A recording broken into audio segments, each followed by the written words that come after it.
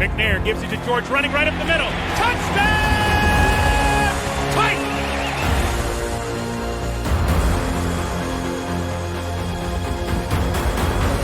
There are no flags on the field! It's a miracle! Safety, now you're one-on-one with the... Shows why he's the man! In trouble. Sack!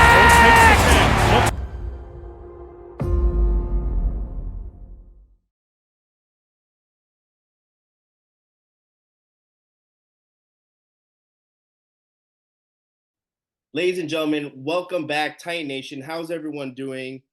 Mr. Titan here. Today we have my special guest. She's been on the show plenty of times. My friend, the lovely Miss Amie Wells. How you doing today?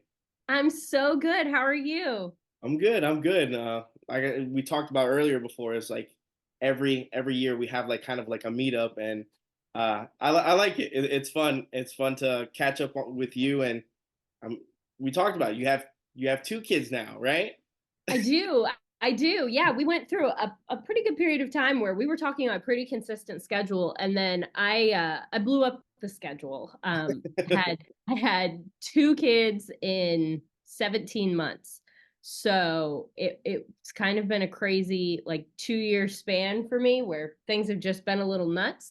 But now I'm back in action, and I have two girls, and they are fantastic, and it's been a wild and crazy ride, and a lot of things have changed for me in my house. Like, things are brighter colors, and there's lots of music that plays in my house now, and not a lot of sleeping, just a lot of movement.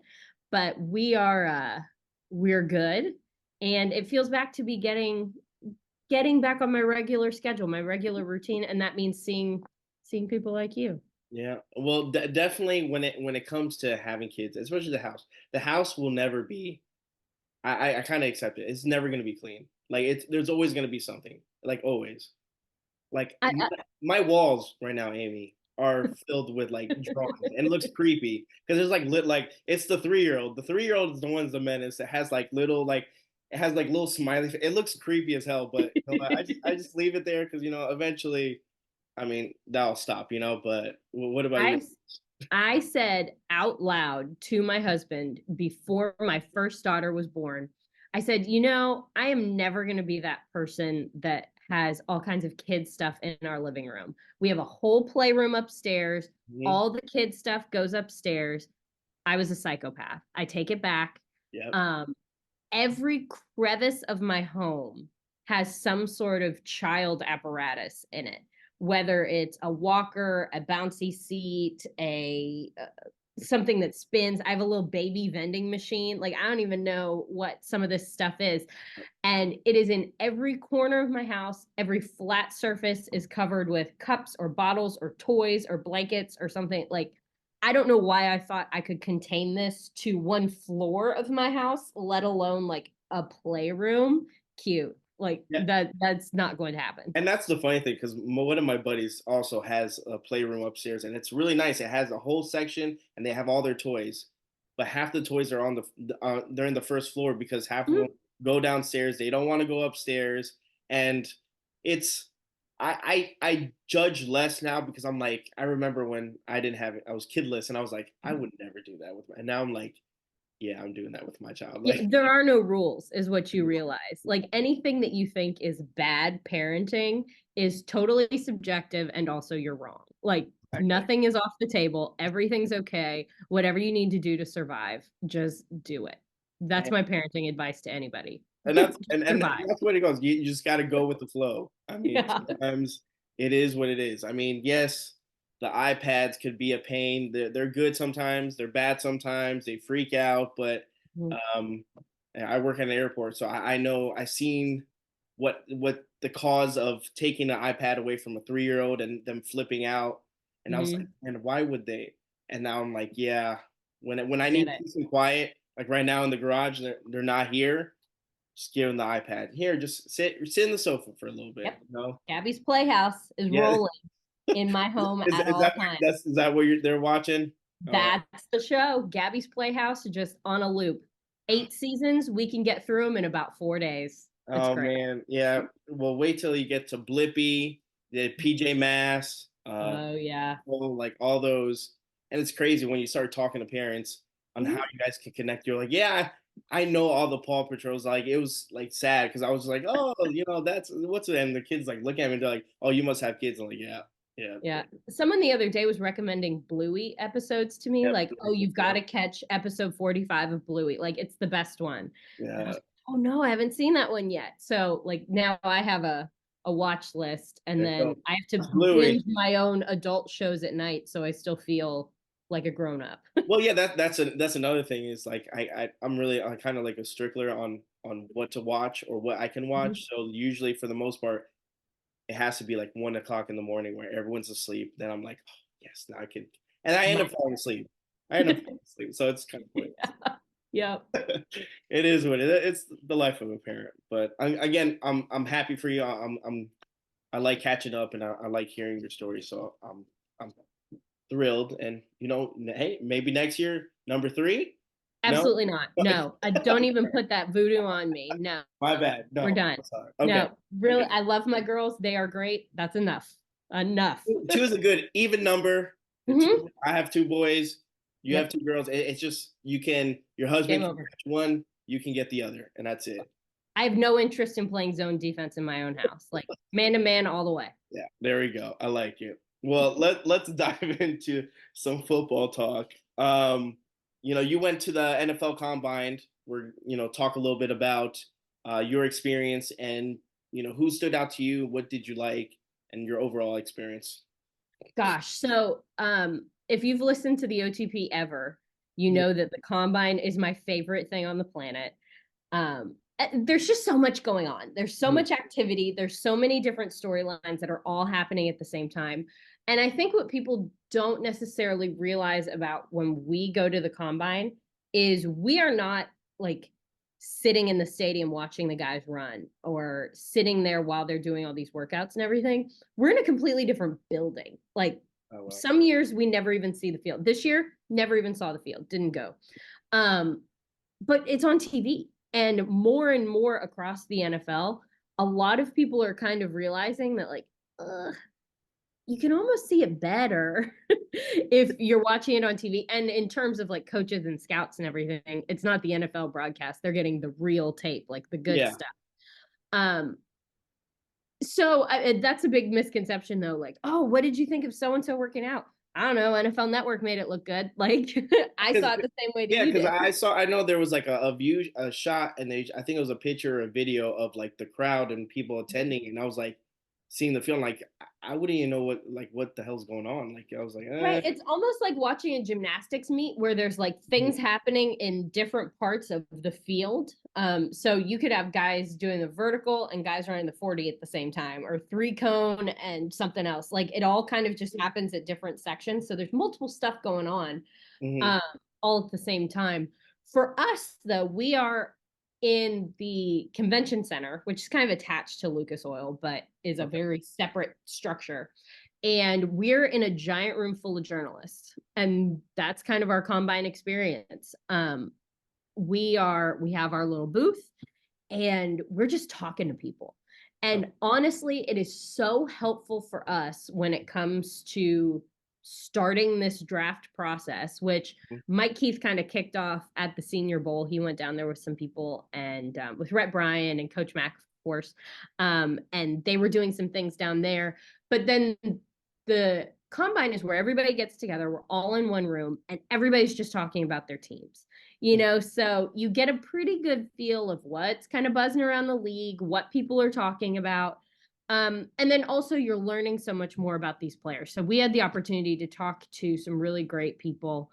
Charles Davis, Daniel Jeremiah from NFL Network, Dane Brugler from The Athletic, which if you're not subscribed to The Athletic, you want to be for the pre-draft process just because Dane Brugler puts out, it's called The Beast, and he does it every year. And it is a bio of every single player that's going through the draft. Oh, wow. And it is the greatest resource, or one of the greatest resources just on the planet. It's awesome.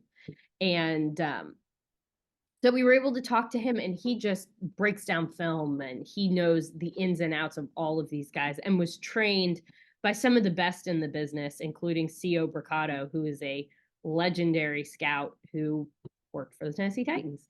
And just talking to people like that, you know, being able to pick their brains and see what they're seeing and understanding all of just the ins and outs and the details is wild. And this year was especially interesting to me because you've got teams that are starting to approach things a little bit differently because the schedule is different. So years and years and years ago, workouts kind of started earlier in the week. And there were some interviews in the morning and then some workouts in the evening and then some interviews in the evenings. And it was all just kind of a scattering of some guys would work out, some guys would do interviews, and it would just mix and match. Now the league has been very intentional about the way that they put these guys' schedules together. So they do all their interviews early in the week and then they work out later in the week. Some of that is because of television, and the combine has become a highly televised thing now. And they want the best workouts to be in prime time. Like, duh, of course you do. Yeah. And so they've structured it so that a lot of the workouts are in the back end and the interviews are on the front end. So what that means is that teams and team staff are changing the way that they're there. So it used to be that everyone would be there for like 10 days. It was a marathon. And the entire NFL just picks up and moves to Indianapolis, and everybody is there for like a week, week and a half. Now, some people come in early in the week and are just there for the interviews. Some people come in later in the week and are just there for the workouts. Some are there for the entire thing. But you're kind of getting a mixture of people at different times now, instead of just everybody being there at once forever. It seems like a better choice, right? It seems like it's a little bit more structured, right? It's more structured. It's more efficient in a lot of ways. And I mean, if you're a head coach or a general manager, do you have 8-9 days to be in Indianapolis just hanging out? No, you have a couple days. And so you're going to be there for what you and your club determine are the most important parts for you to be there. And then you're going to have your staff be there for other parts. So it was interesting to start to see that because it's something that people kind of talked about and it feels like this is changing. I wonder if people are going to respond to that. And then this year was the first year that you actually could see those. You saw people coming into town and leaving town at different times than normal. You saw just different configurations of staff across the league.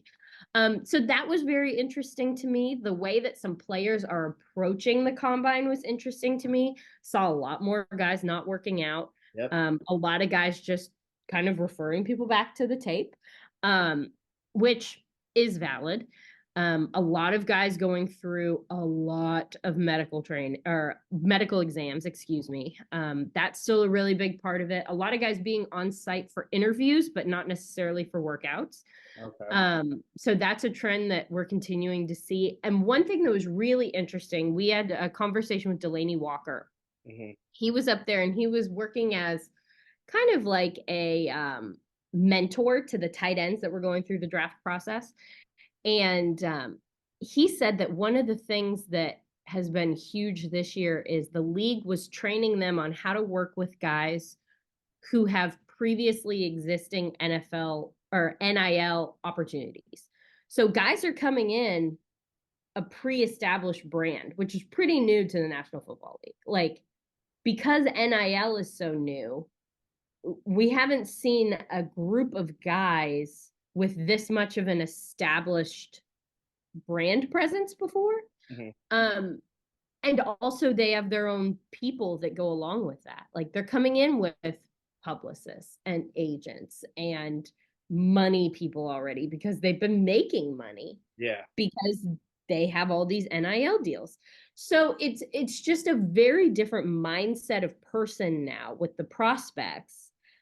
Because they're already handling themselves like pros way before they have to.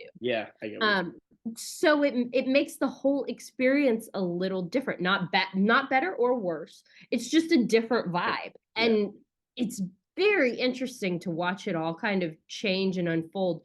This was my 12th combine. 13th, something like that. And I am by no means Coach Mack, who's been at every combine ever since the beginning of time. But I've been to my fair share, and it is dramatically different now than it was when I first started. And that's really fun to see. It's been awesome to watch it evolve and change, and the player has changed in a lot of different ways. Just what makes an NFL prospect has changed so much. And it's cool to feel like you've watched something as big as the NFL evolve so much in what is a relatively short amount of time. Yeah, it's crazy the amount of, like you said, I guess viewership. It just the way it's presented now. It's almost becoming like how the NFL draft is. The NFL draft, they do this presentation because I remember talking to a bunch of players and stuff. Back in the '90s and stuff. Like they're like, well, the draft was the draft. It's not like something now. It's like a spectral. Like it's like the bright lights. I feel like the combine is that. I could see also it getting hurt by like the players not attending the workouts. I feel like there's going to be a lot more players kind of opting out and not playing. Do you think so? Well, we saw a bunch of guys, especially offensive linemen, who had some hamstring injuries running the 40 and things like that. So injuries are something that are always a concern, and one of the reasons that guys would be advised not to. In some cases, you just don't really have anything to win. If you're a guy like gosh, I can't even think of a name, but like some of the upper echelon people at any draft position, sometimes you have really good tape, and that's pretty much all you need. Yeah. Like that's enough. And so there's that aspect to it where it's like you can only really hurt yourself, so why would you do it? And I can see that to a point, like it's just a very different philosophy than when it was before, where it's like, well, you've got these guys, you got to show them what you can do, and this is their opportunity to see you. Well, now people have a lot of opportunities to see you in a lot of different ways. Like it's not just, well, they never could come to my game, so they're never going to see me. They've seen so much tape of these guys, and what's on the tape is more real, than what you've been training to do at the combine. Like the tape don't lie. You have the internet, right? You have the internet. You don't even have to go by that. I mean, you could do like highlights. People do highlights. Right. Exactly. Yeah, there's more information out there for the player. It's probably beneficial. Well, it could be like it's good and bad depending, I guess, where you go with, right? Yeah. Well, and on the other hand, some lower like guys who aren't projected to go as high, this is a huge opportunity for them. You can come and really show what you can do, show that you have some of these measurables that maybe people don't think you have, make a name for yourself, show people what you can do. I mean, a guy like Xavier Worthy, I didn't know his name before that. And I've watched a fair amount of college football, but like there's just a lot of names out there. Yeah. And all of a sudden he comes out, breaks the combine 40 record time. Now everybody knows his name. All of a sudden that has dramatically changed his stock a little bit. Now I'm not a scout, but you've got a lot more buzz about you all of a sudden. Yeah, that's important. That's what it's all about, right? That little buzz. Now, talking about, coaches coming in, GMs coming in, going out, leaving early. I know you weren't there for the stadium. I want to talk about the stadium. Yeah. And the groundbreaking and the ceremony and all that stuff. What did you think about it? Are you incredible? They had Garth Brooks there. I mean, what more do you need? You had Garth Brooks there. And then I saw, like, I know this has nothing to do with it. We're talking about musicians. 2 days ago or 3 days ago, Keith Urban, like, playing in, like, the airport. That's cool. I'll tell you what, Nashville is a place unlike any other in the world. Even places like LA, where there's like a lot of famous people all around, they kind of stick to like their famous people places, right? Like you don't see too many famous people just out in the wild anywhere else. But here in Nashville, you never know who's going to show up anywhere. Like no matter where you go or what you're doing, at any place you could look to your right and look to your left and be like, oh my gosh, that's so-and-so. I've sat next to people at dinner. I've gone to church and sat next to people who I'm like, oh my gosh, do you know who you are? Like, I went to the pro shop and Jelly Roll was there. yeah, I was just like, it just happens. Like this is Nashville. yeah, You go to the airport, Keith Urban's playing. Sure, of course he is. Why wouldn't he be? that's wild. That's wild. Absolutely crazy. And Mike Keith was probably the video that you saw. He was the one who was there. Oh, was he? And he texted me and said, "You're not going to believe it. Keith Urban's playing." I thought he was kidding. Like, I thought it was someone who looked like Keith Urban. And it was like, oh my gosh, look, Keith Urban. But like, it actually was him. I was like, that can't be real. He was That's like, no, crazy. it is. That was wild. But yeah, it was crazy. And circling back, Garth Brooks being at your groundbreaking, like, can you get a cooler person at your groundbreaking? I don't think so. Yeah, I mean, it was just the most amazing thing to me that they were there, and him and Trisha Yearwood, they're willing to speak, said such great things about this city. Man, they love Nashville. And how exciting. I mean, the pictures of this stadium are bananas. It's just going to be an incredible venue in every possible way. And so to have just this big celebration of the future for the Tennessee Titans, and to be able to actually get this project started, like, now we have something tangible. For so long we've just talked about it, and we have plans, and we have these ideas, and we have these aspirations, and we're so excited about it. But having something real, like shovels in the ground, is different. All of the sudden it's happening. And making that step from conceptualizing the thing to getting the approval and getting the city of Nashville on board, to starting to see all the plans and the mock-ups and all the pictures and what it can be, and getting excited about that, but still knowing that, like, well, I mean, 2027 feels like it's really far away, to actually getting to the point where it's happening. Yeah. There's going to be real, tangible building happening, and we can see it. Like, we are starting to create a real venue that we're going to be able to use. And that is just mind-boggling to me, because I'm not the person who can, like, walk into a house that is, like, in the middle of construction and visualize what it's going to be. My brain doesn't work in this way. So if you walk me into a house that's just, like, framed out and say, here's the bathroom, here's the kitchen, I can't, it's not like my brain can just project this beautiful home on it and I know what it is. This looks like a pile of Lincoln logs to me. Like, I can't, there's nothing I can do with this. Like, I'll put walls up and then I'll start to get on board. Yeah. I feel the same way about this stadium. I can see pictures and I can understand it, but, like, it feels like something out of a movie until I actually see construction happening. And it's happening. Like, we're at that point, and it's so exciting. And I can't, like, I can't even put into words how ready I am for this thing to be built. And I know we have a long way to go. And I know there's so many things that need to happen, but I can't wait to get in. That's what I'm ready for. Yeah, I was excited. To be honest with you, when I first heard about it, I was like, because I like, outdoors. I love the stadium.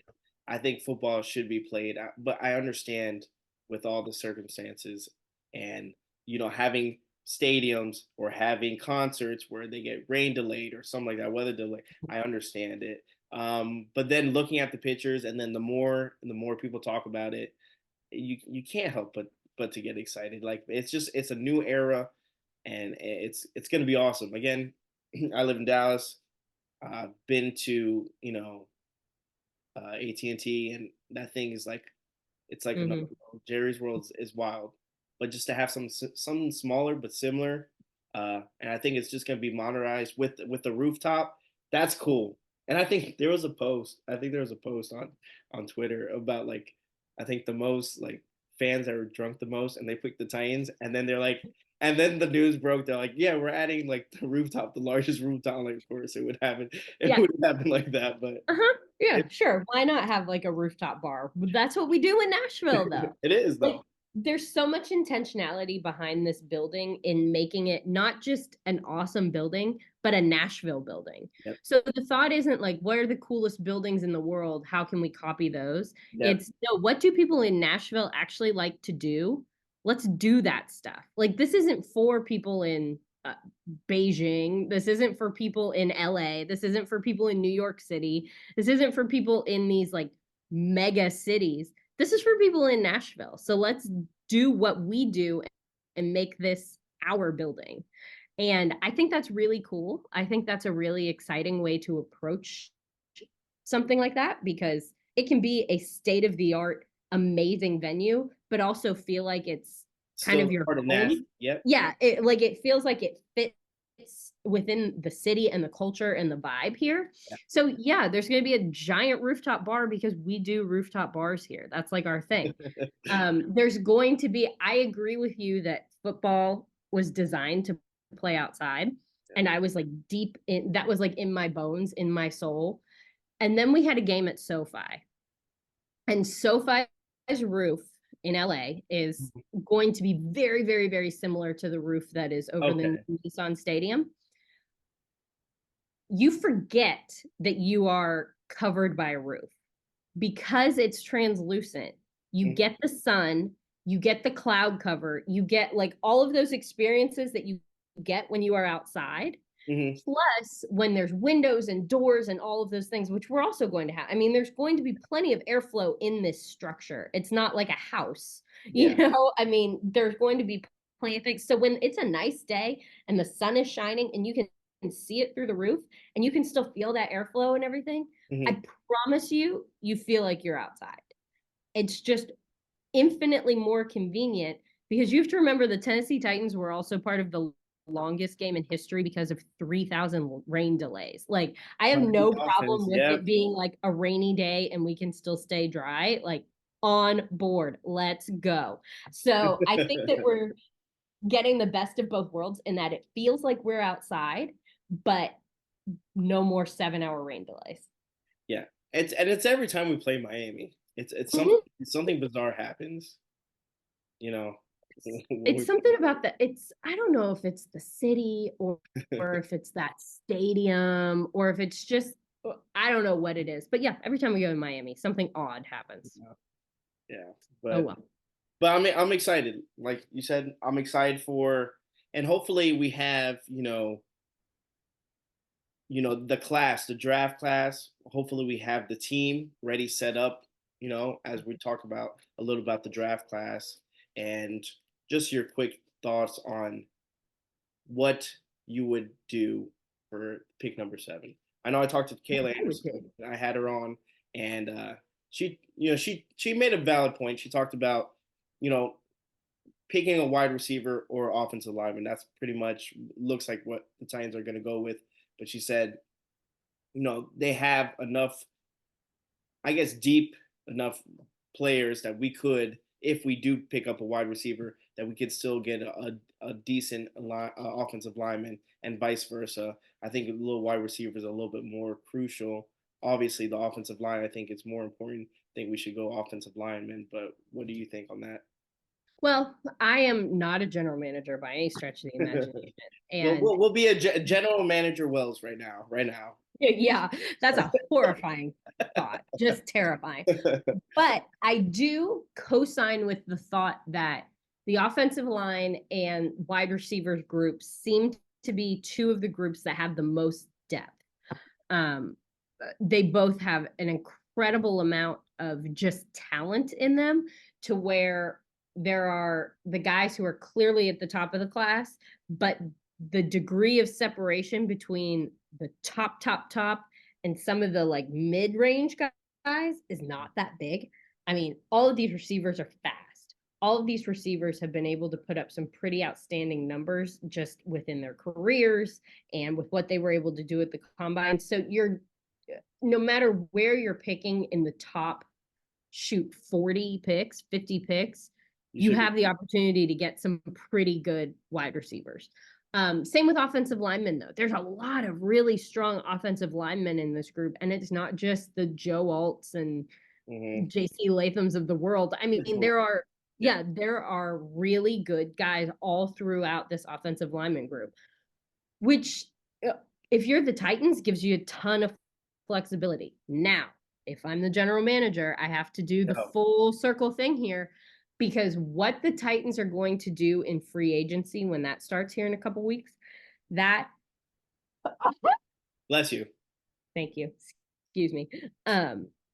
What the Titans are going to do in free agency is going to ultimately determine what they do in the draft. And we say this every year because of course it will. But I think this year more than any other, because of what the free agent market looks like. Have you seen some of these names that are going to be wild every day? Rolling around every day, there's something new. And I mean, I still think that this is whatever. I think that the parody of the NFL is becoming more and more the story every year. I mean, things are evening out all over the place, and a lot of it is because there were so many cap casualties 2 or 3 years ago with COVID, with the cap going down for the first time ever. And all of a sudden, all of these teams had to unload a bunch of players, and now no one's really been able to gather them all back up and create these monster teams that they were creating in 2018 and 2019. They're just not doing that as much anymore, because money has become a thing. Yeah. And so did the cap just go up a tremendous amount higher than anybody expected? Yes. Do the Titans have a ton of money? Yes. Is that going to impact what they're able to do and where they're able to get these players and fill some of these positions of need? Absolutely it does. So I think that free agency this year more than in other years is going to be a big deal. I think it's going to be an incredible opportunity for the Titans, and what they decide to do with that piece of their roster building effort shows what's going to happen in the draft, is going to give us a pretty good picture of what the draft is going to look like. So I think there are multiple roads, and I've been saying this to people in the office who ask, what do you think they're going to do? You were at the combine. There are multiple roads that the Tennessee Titans could walk down. I don't know which one they're going to walk down, but there's like 4 or 5 that I could see as being very viable paths to having a pretty successul year. All right. Well, thank you, General Manager Wells. I like that. I like that answer. Yeah. I like people calling me General Manager. I'm like, I could get used to this. All right. Tell my Keith, all right? Oh, yeah. Sure. Keith let that go, for sure. Well, I want to say before I let you go, appreciate you coming on, spending some time talking, obviously, about the NFL, the Titans. Appreciate our little conversations we always have. And take care of those good girls, and we'll get you on next year, right? Absolutely. Sooner than that, even. Like, definitely. Well, I don't like to bother you. You'll be around now. But I appreciate it. And awesome. thank you so much. Thank you.